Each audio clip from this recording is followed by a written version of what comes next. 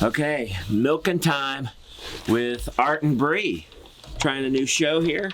Trying an interview show. We don't have any hot wings or ice baths, but we are gonna milk while we interview folks just like you who are overcoming obstacles to get what they want in life. So, Brianna, you're washing it? Well, that frees me up. Brianna's gonna go ahead and brush her off, and then she'll wash her down.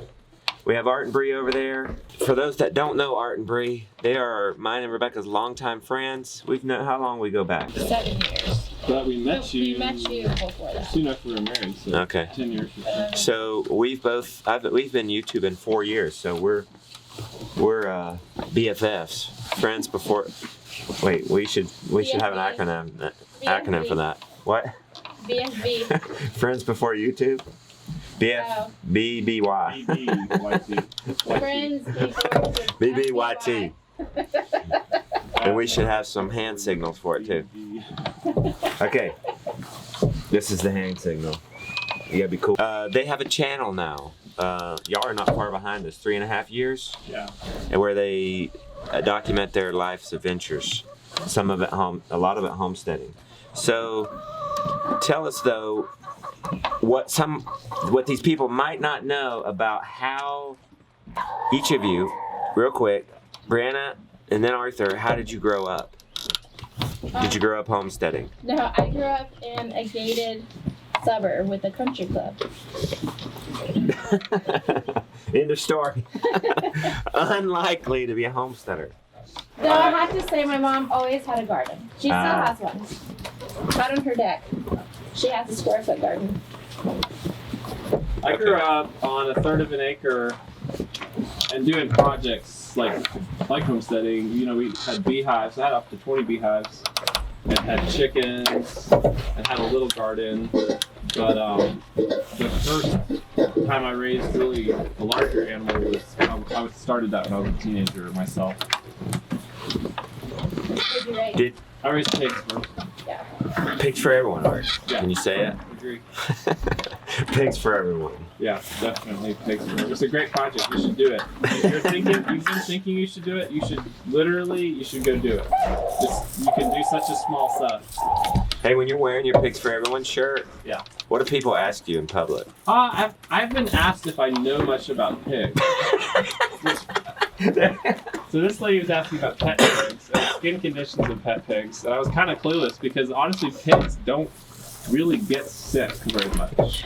Like I've never had a sick pig, so I know quite a bit about pigs. Does she already have her alfalfa?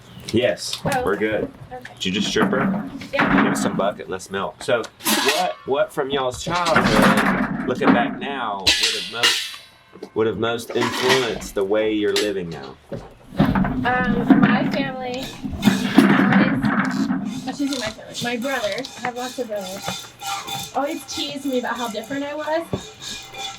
I always wanted to live a different kind of lifestyle. I wouldn't say it was homesteading, but I was always like wanting to save animals or wanting to, recycle or wanting to just live very differently than my family was living. And I got made fun of a lot. Teased, I should say. Teased. By my, little cow. Grab hamburger. Uh-oh. Johnny, you got a hamburger?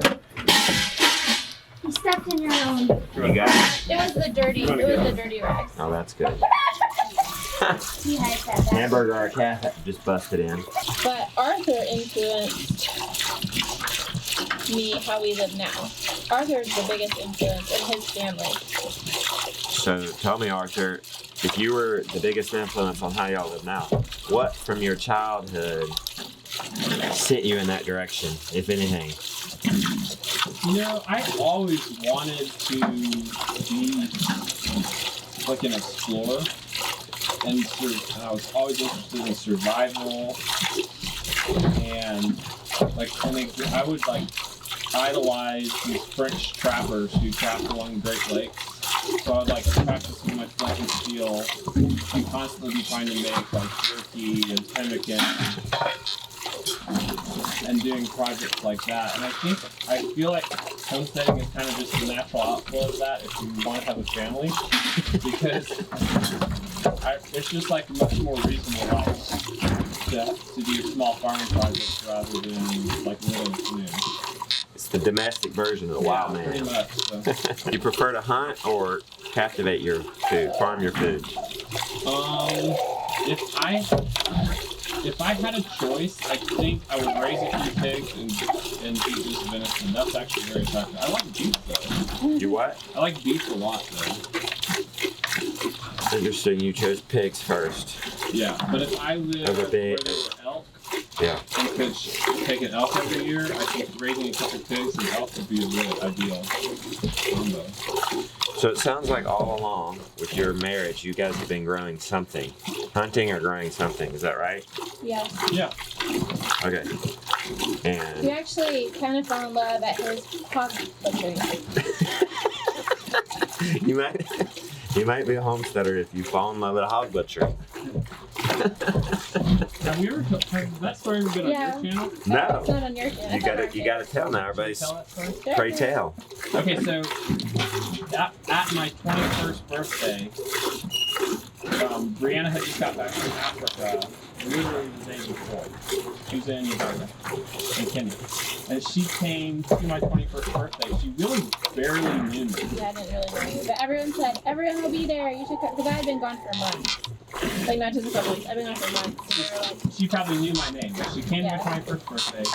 I really liked her. She was super fun at the party. We really kind of hit it off. And then I invited her to come kill pigs with me like the following Saturday morning. And I had a feeling she would do it.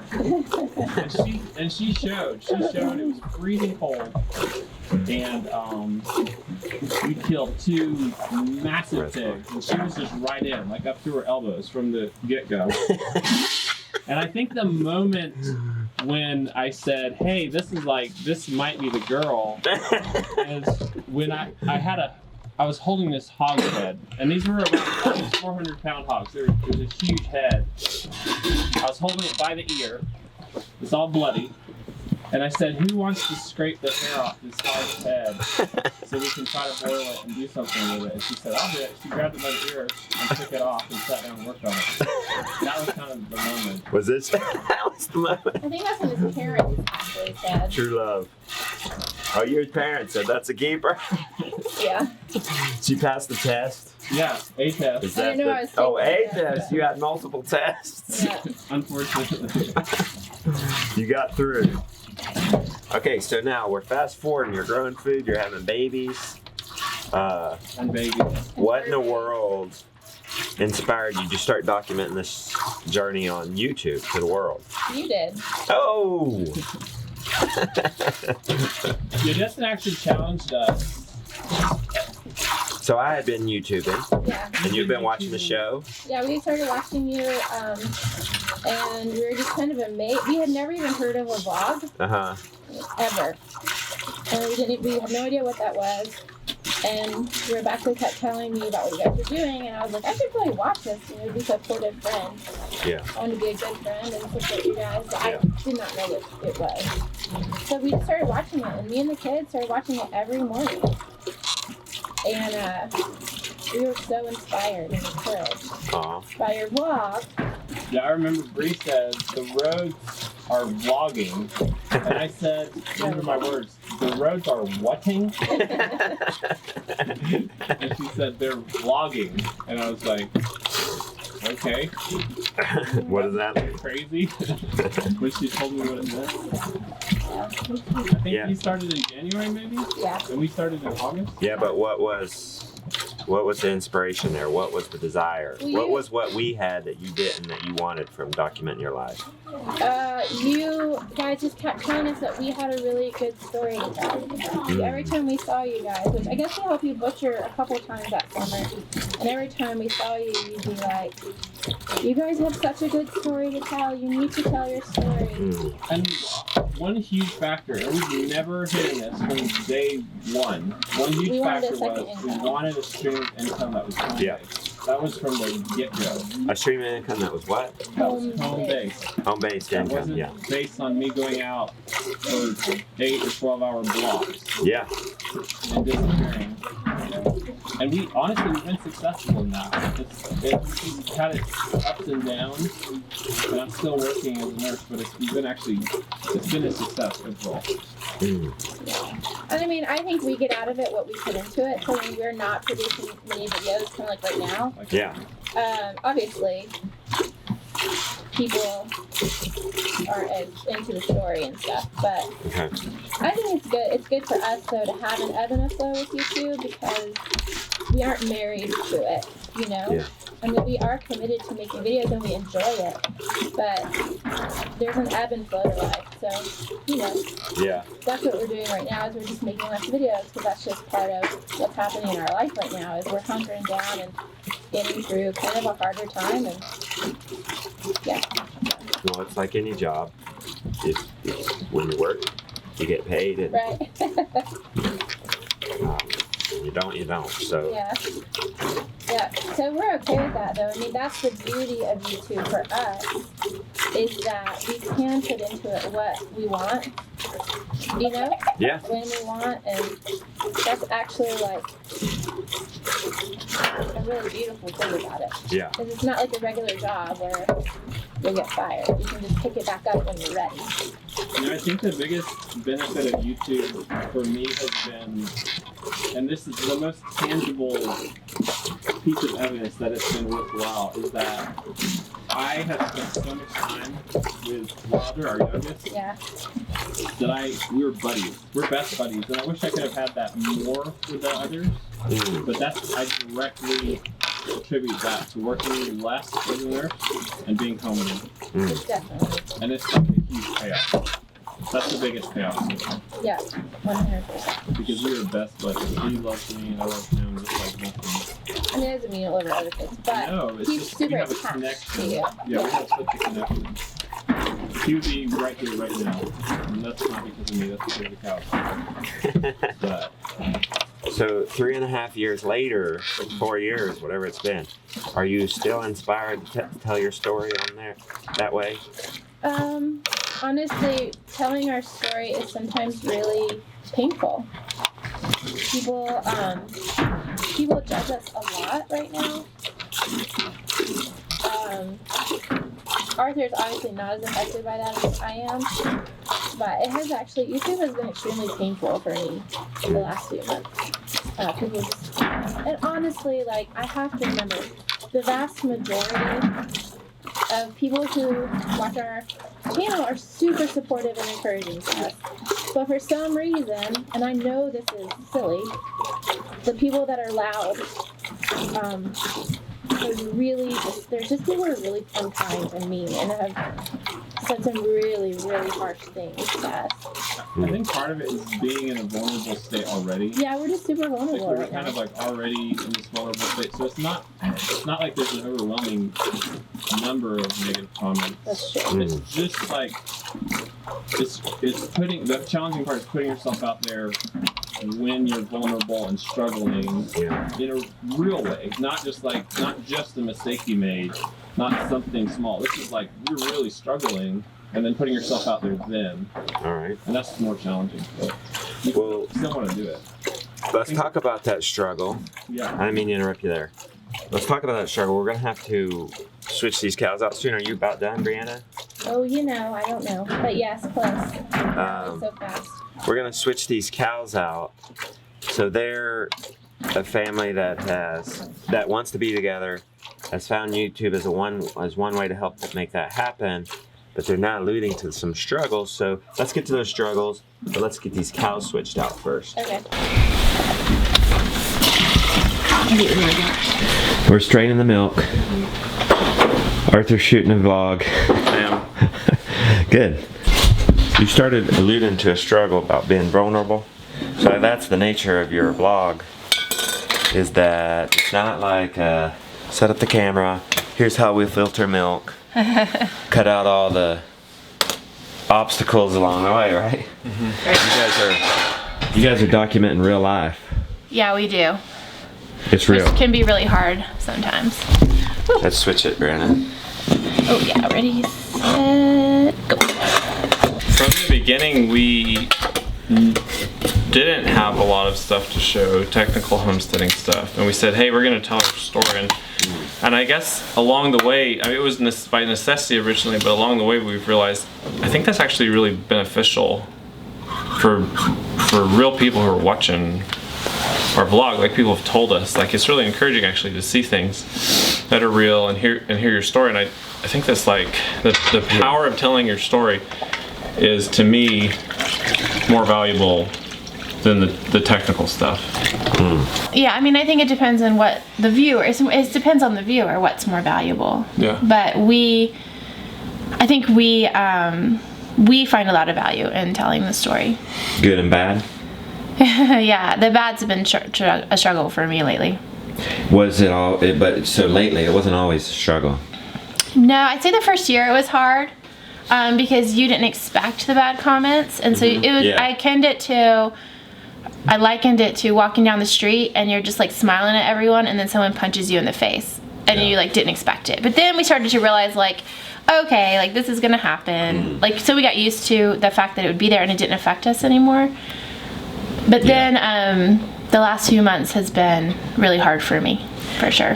When we bought our house, I knew there was a little mold in the crawl space, but I've worked on a lot of houses and didn't think a lot of that. But then we kind of started piecing things together as our kids were having respiratory issues. We started piecing things together and then had our house, the living space, tested for mold spores.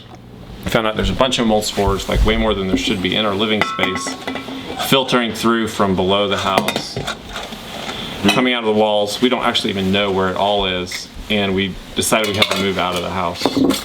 Oh my gosh. So that's usually the biggest struggle you've had since homesteading / YouTubing? I mean, I think you don't realize the stress that being displaced from your home causes. I would say, yeah, sure, physically, that would be the hardest thing we've gone through. And it's mostly because it's so long. It's like never ending, it feels like. Like, you know, when you come up with things like, that are a struggle with homesteading, maybe it's hard for like a week, or it's like you gotta figure it out and fix it or whatever. But this feels like the never ending struggle. I think we're just tired, you know, and we're just kind of beat down. And then I also struggle with feeling guilty because there are people going through a lot worse things, you know? But my mentor keeps telling me that, like, you can't compare suffering. Like, it's good to do that to get perspective, you know? Like, it's good to have perspective. But, like, she always tells me is, like, you don't have a problem with perspective. Like, you have a great perspective, and you need to stop comparing your struggle and feeling guilty that, like, you're having such a hard time over something that you feel like isn't worthy of having a hard time over, if that makes sense. Yeah. Because it's not like we're dying. It's not like, you know, we're so much healthier since moving out of the house, like all these things, but it's still been exhausting. And people, I mean, many of your viewers know this, but people have been so generous with us. And, well, financially. Yeah, financially generous in such an incredible way. Like, we're gonna be able to do so much with our house, in addition to getting the mold out of it and like gutting all those sections where we know there's mold, and then we're gonna gut the rest of it and we're put gonna it gut back the whole together. house just to make sure, yeah. And we're gonna gut it, and we're gonna in the even though this is challenging, like in the end, we're gonna have a living space that's like highly functional and very pleasant and clean. And so that's exciting. You can lose sight of it day by day, but like that, I'm hoping by Christmas we'll have a fire in our wood stove and be sitting around it and saying, wow, that was crazy. That was crazy. I was taking a deep breath. I know. Is that a rebel sigh, or is that a... It's Christmas just a lot of feels work so to hold far us. away. Yeah. Or it's far away. I'm saying Christmas is my like challenge. That's like a challenge He's to saying, myself. he's saying, I'm like, if I get it done by Christmas, I'm doing awesome. Yeah, she that's says, what he's saying. Christmas is so long. Bless you. though honestly, from about March to Christmas is the best time of the year. You know what I mean? So it's after Christmas that it's hard. Like January, around here, like January, February, even March are like the challenging times of the year to be kind of living outside. So Our house is 100 years old this year. Also, it is. It's this its 100th birthday. It's 100-year-old. So if we could finish it this year, that'd be We're so cool. gutting it and renovating it on his 100th birthday. All right, we're gonna take a break here and put these. Let's take these coolers to the ice. Hold your thoughts. Okay, guys, we're gonna have to move Flossie out and put Phyllis in. Arthur, can you push on that for me? And Hold on, you need to come back here. She's hard to. That's fine. Come on, She's hard. come on, come on, Miss Thing. There you go, good girl. You'll give her some pressure once she gets out. I will. Come on, come on. Wow, you're making us look good right I now, know, Flossie. you're doing so good, Flossie. Okay. I've never seen her do this. She's behaving for the show. All right, you can get Phyllis out right there. Easy peasy. So which one's your favorite one to milk, Brianna? Flossie. Why? She's easier to milk. Her milk comes easy. 'Cause she is the crazy-eyed cow, you know. Yeah, but once she has her alfalfa, you'd think she was a 15-year-old cow, you know? She's so Yeah. chill. And even after she's filled up on it, she doesn't kick around. I call Phyllis passive aggressive. Flossie's direct. If she's annoyed, she'll tell you, but Phyllis will be all passive aggressive about it. Arthur, can you push on Yeah, this? she'll act like she's not kicking the bucket, but she's stepping, Yeah. but she's totally kicking the bucket. Yeah. And she's like, she just does all these things that are like annoying. She's like holding back her milk. Yeah. But yeah, but she acts like she's such a sweet, gentle cow, because she is, I guess, but really she's super passive aggressive. Yeah. She's funny. Okay. Let's back up here. Pre-mold back to this drive to be together as a family. You touched on a little bit to YouTube. That was one reason to YouTube is to create an income that you guys could do together as a family. Can you, hold on, can I interrupt you? Yeah. There's a muddy spot over there. Can you, on that back teat back there, there's some mud. I don't know if I can Okay. get it all. Yeah. So y'all want to, where does your drive to be together as a family come from? This is not common today. Oh, I didn't think about that. I've stumped him.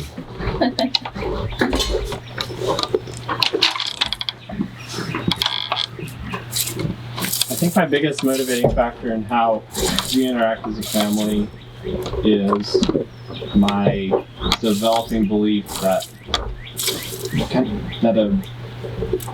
one of the most important factors in an individual having a good life is the foundation of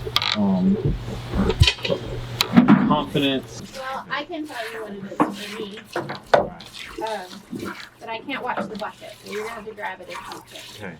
Okay. Excuse me. I was raised, and I love my family, so I don't want this to run across the wrong way.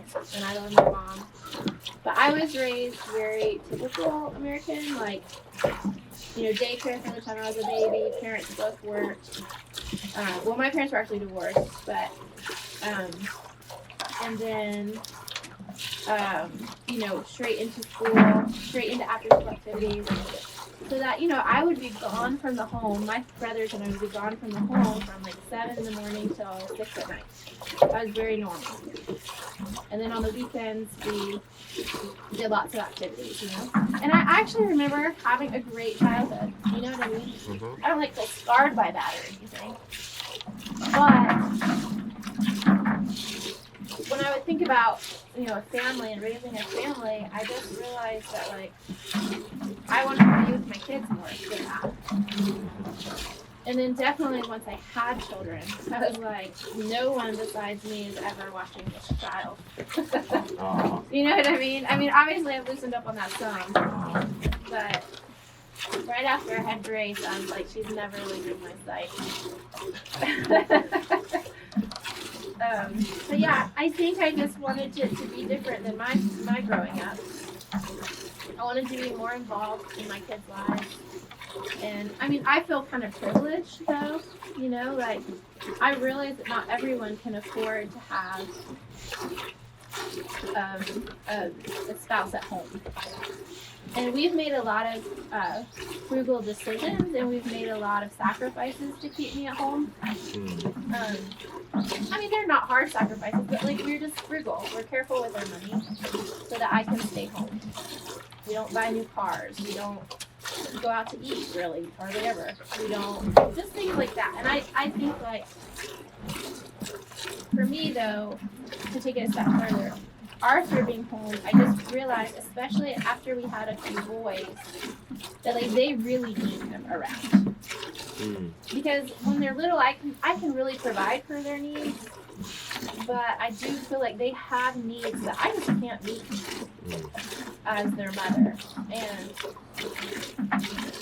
I don't want to knock any single parent families because there's just so much grace in there. Yeah. When we have to raise when someone has to raise their children alone.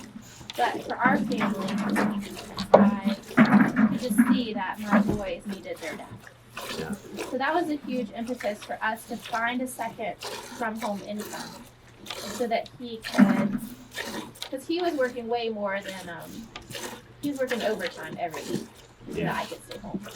So he was gone. So I was home, but he was gone, you know?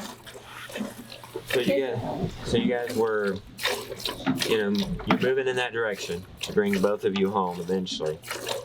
Art's a nurse, so from what I've seen, that can be 3 to 4 days a week, 2 to 4 days a week. He's home. You're trying to make this YouTube thing happen, and then you get this mold issue, and that totally disrupts your life. Is that fair? Yeah. What's been the number one struggle to your peace as a family that mold has caused? I mean, I'd say two things. One is not having a house to live in. That's our home. And then the other one is the anxiety and fear that comes with facing such a huge project. And it's one of those challenges that it's like, okay, I've never faced this challenge before. It's completely new. And so there's always that fear that creeps in the back of your mind of like, oh, I can't do this. We can't make this happen. And then you're like, oh, well, are we going to be living in a trailer forever? Like, literally we thought, like, will we be in this camper like 10 years from now if we fail? 2 years from now is what I thought, but yeah. And so that's not like, I don't actually think that's going to happen, but that's the level of fear of facing a new challenge. It's also exciting though. There's an excitement in that, but it's brand new territory taking on a project of this scale. So how do you take? Well, I'm gonna hold this. You think about this question. What I'm gonna ask next. After we get this cap on her to get more milk down, I'm gonna ask you guys. How have you been able to take care of yourself during such a fiasco? I'm still trying to think of the answer to your other question. What's causing the most anxiety? And then we'll talk about, so there's 2 more questions coming. It's how you've taken care of yourself and what's next.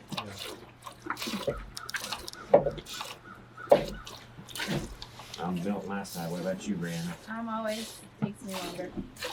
I'm the Amanda. You know, honestly, part of the analogy to the last question is kind of like if you're swimming, say you have a lake to swim across, and that's life. And I'm not the best swimmer, but you got to swim like 4 miles. Oh my! It's going to be a challenge. That's just sure. Normal life. Yeah. It's swimming across the lake. You're going to go slow and steady. Okay. But like you're tired just from the challenge, and then a huge storm comes up. And so it's like the challenges that we already were struggling with, because everyone has struggles, and then it's like, oh, here's the big wave, or here's the storm. So it's brought out a lot of stuff that we're having to deal with that we knew was there, but it's like we have to deal with it now, like relational stuff, stuff with my level of disorganization and my lack of skills, like in the area of getting organized, being very deliberate, going step by step in a process. So it's just it's like life challenges times 6. You know, I know I'm not done with this tea, but I kind of think I should dump it. Dump it. I like that analogy. 'Cause, yeah, you're just doing life, and life has its struggles, but then boom. Kind of one more thing to do before we're actually done milking. She won't let it all down. She holds it back for this. He's not much of a calf anymore, is he? Look how tall this guy is. So she's holding back for him. Oh gosh, yeah, he's as tall as He's the bull. as tall as our bull. Oh my. Grace keeps saying he's bigger than the bull. I'm like, he's not bigger, He's he's, not bigger, taller. but he is. So he's gonna get the hind milk down, which is where all the butter is. When they start slobbering is when they got the milk down. It takes a minute. Okay, I will give you some alfalfa. Oh wow, good catch, Brianna. You know, and they just start to slightly lift Oh. their tail. You're starting to know her well. Mhm. Second milking. Time to start. Whoa! Party's over. Oh, she's gonna get the feet in there. Come on. Come on, Mama. Oh, she don't have alfalfa. I was wondering why she was kicking. I was wondering why you were getting so crazy. She stepped in the bucket. Is she still in it? Yeah, she didn't. I'll get her. I forgot to put your alfalfa back, but she showed us. I'll get her. Okay. Well, now, honey, we're gonna have to go clean the bucket. It's gonna be longer. You ready?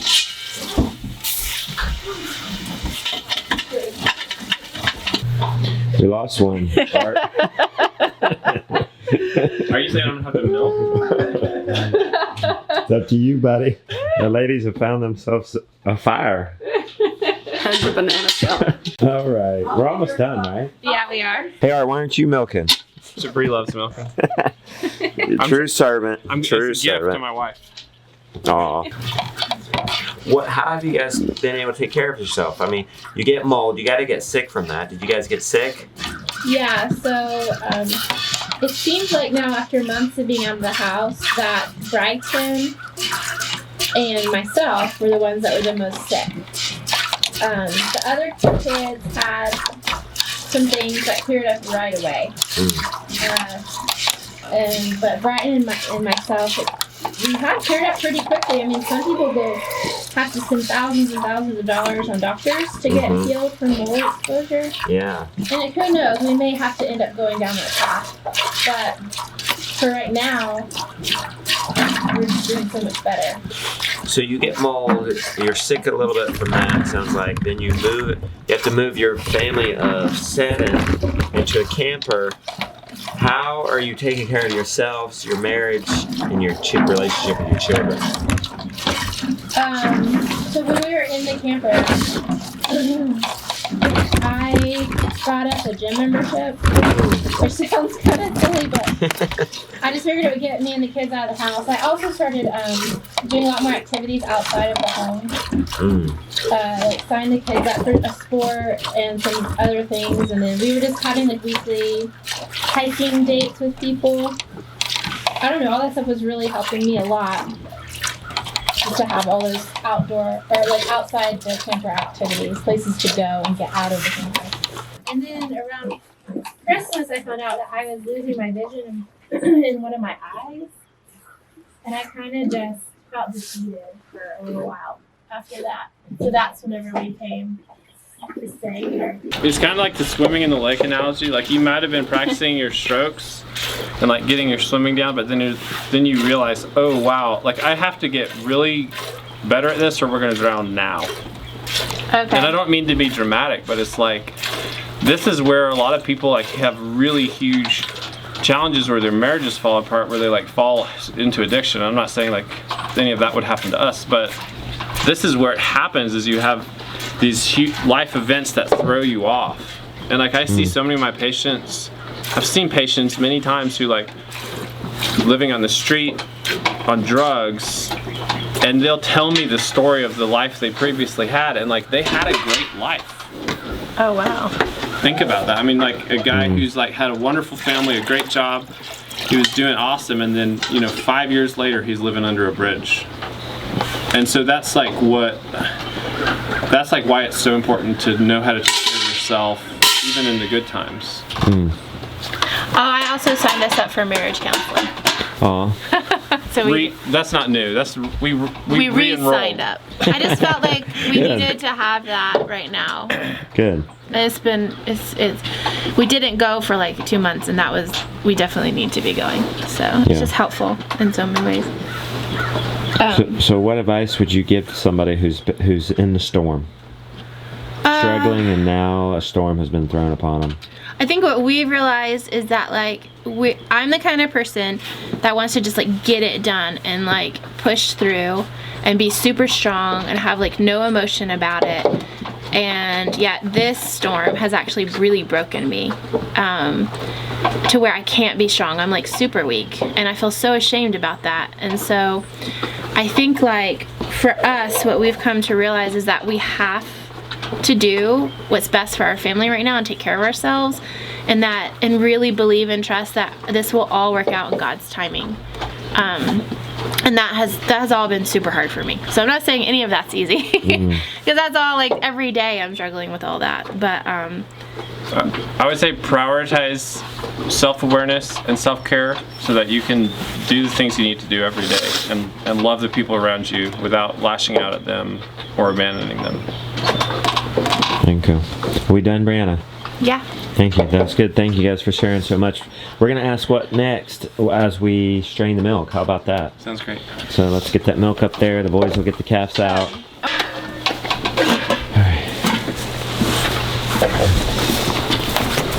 What's causing the most anxiety? I had to think about that one. Are you filming me? Yeah, you want to ask yourself that? Yeah. Great. Go for it. I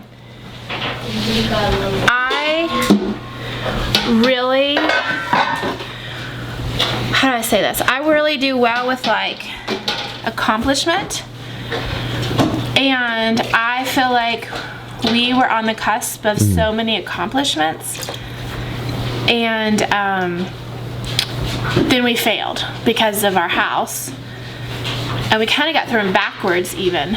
And I wish I could say it's because like I'm sad we didn't accomplish the tasks, but I think it's more of like a shame feeling of like we failed. Do you know what I'm saying? Like I wish I could be like, oh, it's because I'm sad we don't have our freezers full. But we actually are about to have our freezers full. But I think it's more like because it's being lived in the public. Does that make sense? Mm-hmm. So I think that's actually, unfortunately, which I realize that's like a flaw of my own, I think that's what's causing me the most anxiety, is living this out in the public eye and feeling like a failure. Oh, and really? like a lot of shame. Which is interesting, because if you know me really well, you know that's not something I usually struggle with. Yeah. But that's coming out. Like obviously that's there, or it wouldn't be coming out of me. Yeah. So that's having to be dealt with in my heart. How can we help you with that? Oh gosh. How do you help somebody with that? Yeah. I guess You got any ideas, Rebecca? It's not by making you more successful. It's focusing on. It can't be based on. Okay, well. I feel like Rebecca's helped me with that by just like speaking truth to me all the time. Give her a hug, Becky. I'm going to. At the least we can give. What's the truth? Can you reiterate from your heart?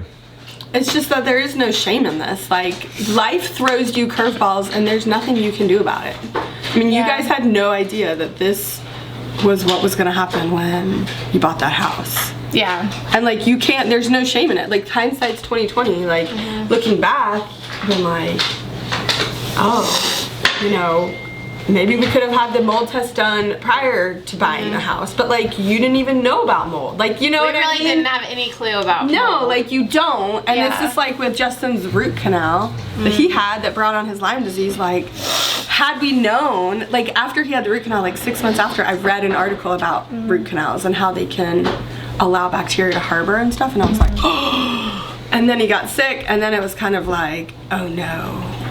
I wish I would have seen this article 6 months before, or a year before that. So it's just like, you can't beat yourself up. You just gotta be like, this is where we're at, we're gonna move on. I know. I need And you to be guys that can way. do it. Try. You guys can do it. What's next? How are you gonna get through the storm? I really think with the weather change is going to come a lot of activity, which is going to be really helpful for me, but also just the kids being able to not be in the camper and me to be able to like drown. My friend told me the other day, you just need to drown yourself in your garden this summer. Oh. Yeah. So that's what I'm gonna do. Because I love gardening. So. Yeah. We didn't change this filter. Yeah, Let me change Yeah. this milk. Slow mo. Let me pour this milk back in there.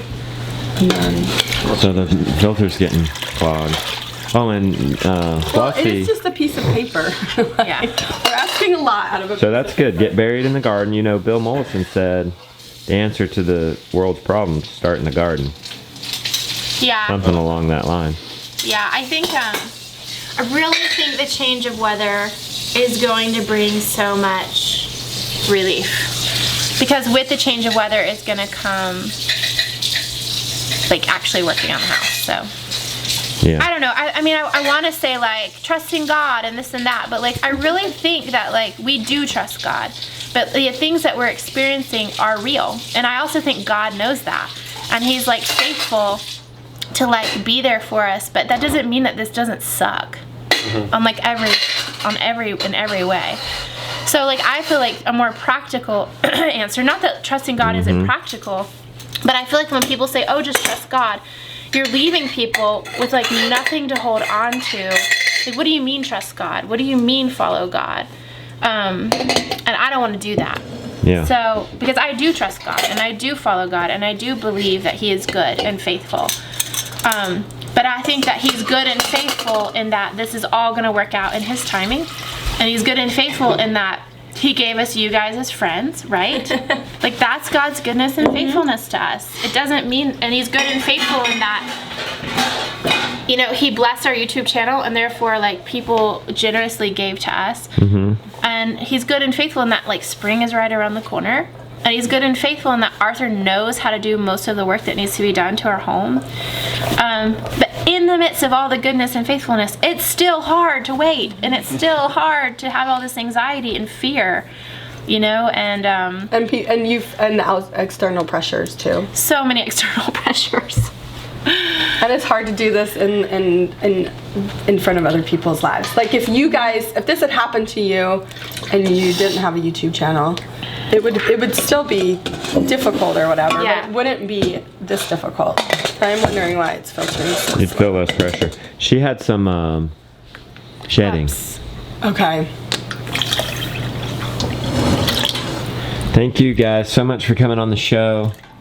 I think we can end it on a really high note of drowning ourselves in the garden. Yes. And the positive work. Yeah. Getting Yeah. our hands dirty, calloused. That in itself is healing. Yeah, I'm really, really excited to get back to our farm and work on our farm. Yep. And I'm really excited that I feel like God has made it really clear to me that I'm only supposed to, I mean, this is common sense, but it's not always to me. Like, really showed me like how to pare things down to where Arthur can stay focused on the house. So we're only supposed to be doing farm projects that I can do mostly by myself. Obviously, he'll have to help me some with some things, but am I talking too much? No, you're talking great. Actually, if you want to hear her talk more, which I'm sure many of you are, all you nice people, All you nice all you people. nice commenters, encouraging folks, which are the vast majority of people. Yes, it's true. Which are the vast majority of you. Go and follow them and follow their story and give them a kind word. And they've been blessed with you guys for a reason. Yeah. And it's to hear a good word from you at the least.